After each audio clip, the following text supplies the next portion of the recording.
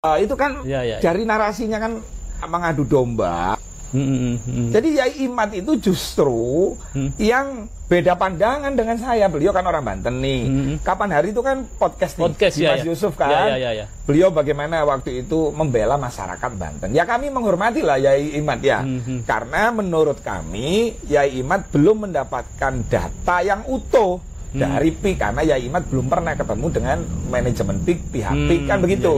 Orang membangun framing, membangun narasi bahwa Yai Imad itu disponsori Pak Aguan, ya nggak mungkin, nggak masuk akal. Saya pun nggak pernah datang ke Yai Imad untuk konsultasi masalah PIK. Mengkritisi nasab Mbak Alawi itu disponsori oleh PIK atau Pak Aguan itu tidak benar. Ya nggak benar. Ngapain juga PIK ngurusin nasab-nasab itu ngapain gitu loh. Nah ini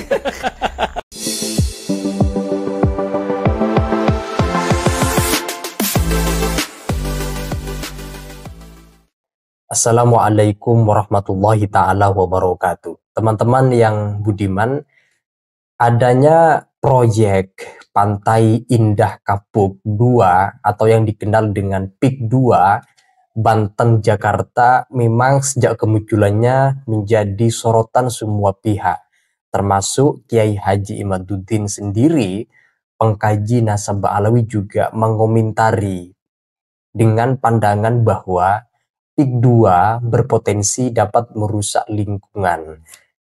Kemudian mendengar statement Kiai Haji Imaduddin tersebut, lantas Gus Rofi'i, seorang aktivis daripada PIK 2, langsung mengatakan bahwa Kiai Imad tidak mengantongi data akurat dan tidak mempunyai data lengkap bagaimana proyek PIK 2 itu bekerja sebagaimana mestinya.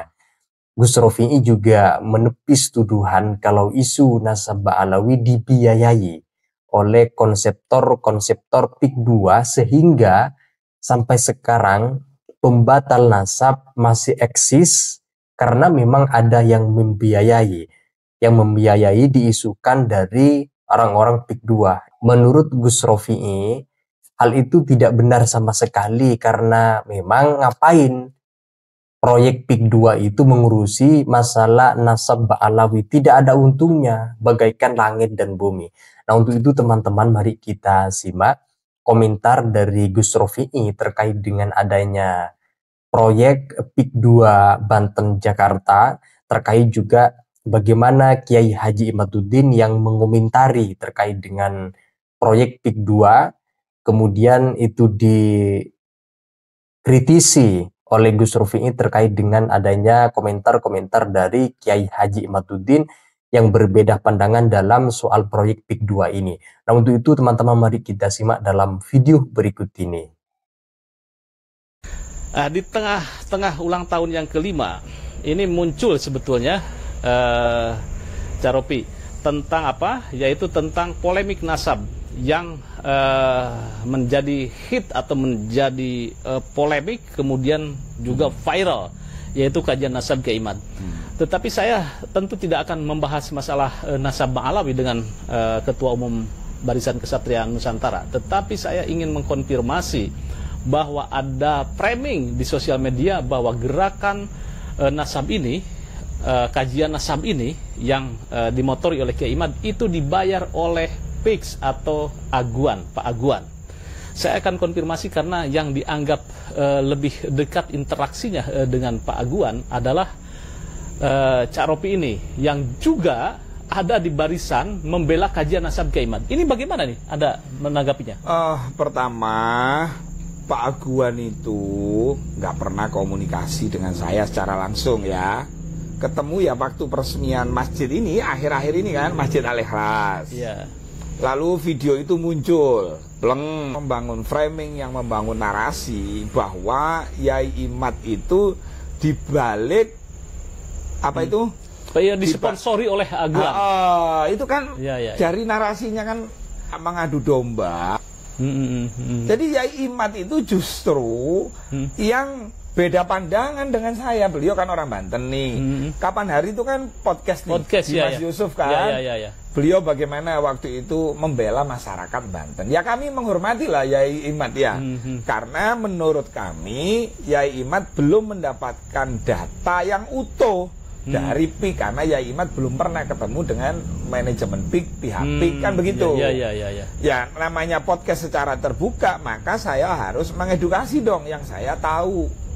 Jadi kalau ada orang membangun framing, membangun narasi bahwa Yai Imad itu disponsori Pak Aguan, ya nggak mungkin, nggak masuk akal. Saya pun nggak pernah datang ke Yai Imad untuk konsultasi masalah PIK kan gitu. Karena banyak kiai-kiai Banten yang sudah paham tentang apa itu PSN dan apa itu proyek PIK. Jadi narasi atau framing yang dibangun untuk mengadu domba Pak Aguan, dituduh menyerang Mbak Alawi yang membiayai itu, aduh, narasi murahan itu. Saya tahu kok, itu yang nge-share itu Mbak Alawi, orang Bangil, udah tak sebut deh. Dia nge-share itu di grup WA. Saya dikirimi oleh adik saya.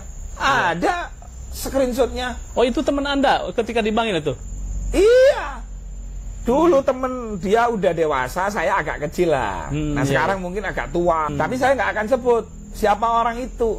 Dia waktu awal rame di peresmian Masjid Al-Ikhlas, terus video saya beredar tentang saya ketemu Pak Aguan. Saya itu baru kali ini ketemu Pak Aguan, dan saya tidak ada rencana ketemu Pak Aguan.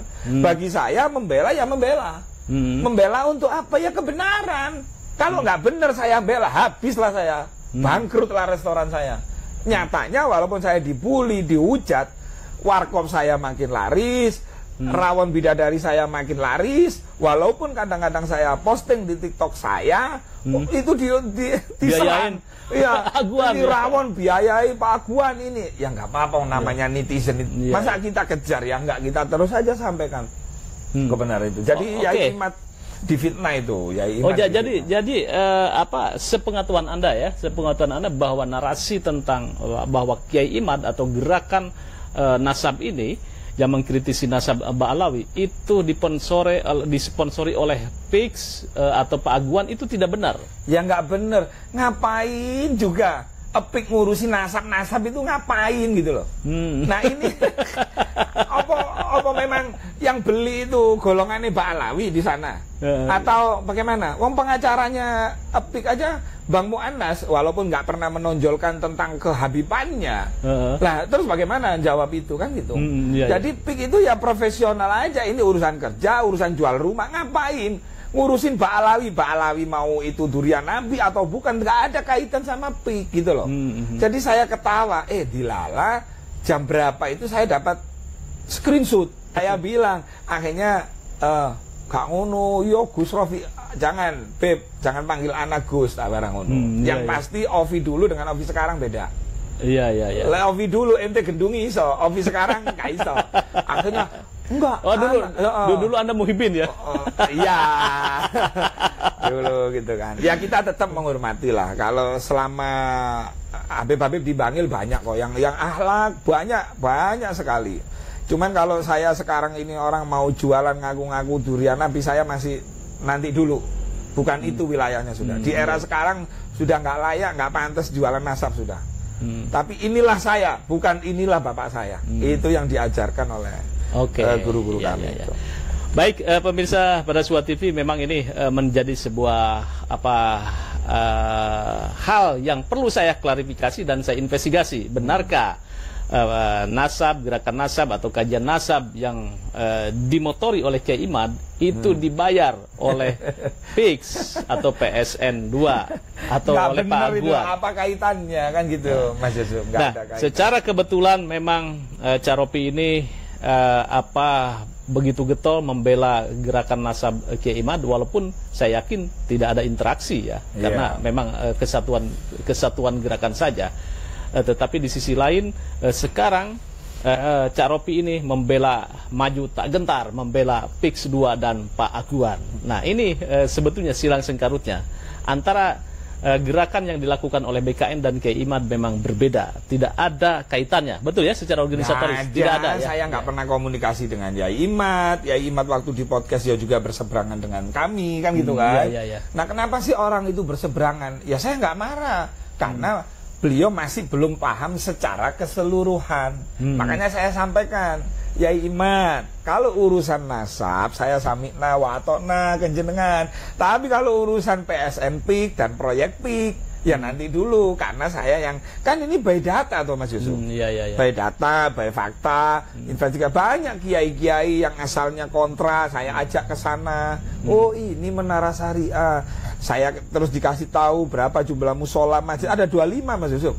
Musola dan masjid di PIK 1 PIK 2 itu ada 25.